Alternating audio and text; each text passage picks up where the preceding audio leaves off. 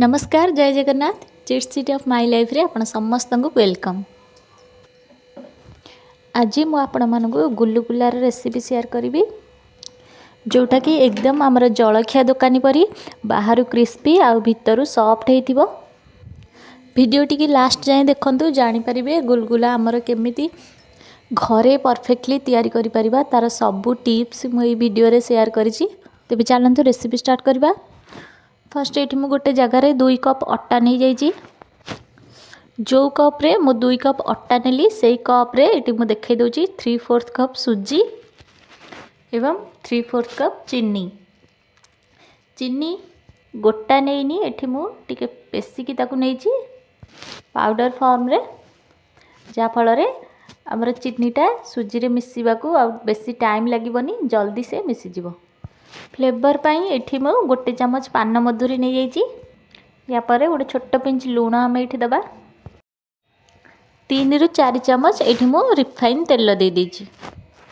या पर ए सब को भल भाव एमती सुखिला आमे मिसेबा। सुखिला आमे को एमती भल भाव मिसे सारला पर हाथ को एमती गोटे मुठा चूना नहीं कि प्रेस करवा। देखिबा एमती जेमती खास्ता होथिबो, माने हाथ रे जेमती चूनाटा आमर एमती मुठा है कि रहुथिबो। या परे आमे एथरे अल्प अल्प पानी ऐड करी गोटे डो प्रस्तुत करबा। ता पूर्वरु एठी टिक्के सोडा मु दे देछि। बहुत कम आपण खाइबा सोडा नेबे। जदि अधिका खाइबा सोडा आपण दियंती तेबे सेटा पूरा तेल रे फिटी जिवो। तेणु ध्यान रखिकी खूब कम माने गोटे पिंच रु भी कम खाइबा सोडा दबा। एबे एठी पानी देई मु आर गोटे डो प्रस्तुत कर देइछि। देखि पारुथिबे जेमती हमर अट्टा चकटा रहे ता ठारू एटा टिक्के सॉफ्ट अछि। जेते एथरे सुजी मिसछि तेणु आमे आको कवर करिके 10 मिनिट रेस्ट दे दबा। ता परे आमे आको फ्राई करबा। फ्राई करबा पई प्रथमे हाथ रे आमे अल्प टिके रिफाइन तेल लगै दबा। गैस ऊपर एठी मु तेल कड़े चढ़ी दीछि। तेल को अधिका जमा हीट करबानी, लो मीडियम फ्लेम रे ही आमे गुलगुला को फ्राई करबा। आपण आपनका मन पसंद रो शेप रो एठी गुलगुला करिवे। छोट बड़ जे कोनोसी बॉल आपण नै परिबे।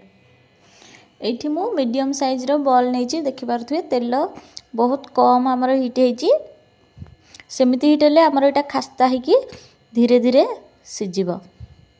अधिका जदि आपण एठी तेल गरम कर देबे तबे बाहरटा जल्दी पोड़ी जिवो आ भितरटा पूरा सिजि नथिबो, सेमती अट्टा चकटा परिका थिबो। आपण एठी देखि पारुथिबे गुलगुलाटा आस्ते आस्ते तार क्रैक आसलानी। क्रैक आसिले ही एटा भितरटा भल भाबरे सिजिबो। एका संगरे बहुत गुडाए बॉल न देकी 2टा 3टा एमती बॉल देकी चारिपटु भल भाबरे आमे गोल्डन ब्राउन होला पर्यंत फ्राई करबा। टिके टाइम देकी आकु छाणीबा को पड़िबो, काहेकि ना भितरटा हमर भल भाबरे सिजेइबार अछि। एबे एठी गुलगुलार परफेक्ट कलर आछि। मु वीडियो रे जेमिति देखौछि परफेक्ट एई भली कलर आसीबा पर्यंत ही आमे ताकू फ्राई करबा। एई सेम प्रोसेस रे बाकी गुलगुला गुडी को मध्य मु छाणी की काढ़ी की रखि सारलेनी। देखि पारुथुवे को भली तार कलर आछि, केमती हमर पूरा मार्केट स्टाइल रो गुलगुला एठी रेडी हो जाइछि। आबार टेस्टटा भी पूरा जलखिया दुकान रे गुलगुला परी। आशा करूची वीडियोटा भल लागिथिबो। जदि भल लागि थाए तबे वीडियो को गोटे लाइक कर दियंतु आ फेसबुक व्हाट्सएप माध्यम रे आपनक रिलेटिव रे शेयर कर दियंतु। आउ जदि चैनल रे नुआ अछंती सब्सक्राइब करि नहांती तबे जल्दी जाई सब्सक्राइब कर दियंतु। खाली बाहर नुहे एबे मु ए गुलगुला रो गोटे भांगी की तार भितरटा मध्ये देखौची एटा केते सॉफ्ट हेची। देखि पारुथुवे भितरटा मध्ये तार सिजी जाइछि, काहेकि ना आमे एटा को पूरा जेमति हमर सिंगीडा फ्राई करथांती सेमिति बिल्कुल लो फ्लेम रे ही आमे एटा को फ्राई करथिले। सेथि पई बाहर एटा क्रिस्पी आ भितरु एमति सॉफ्ट हेछि।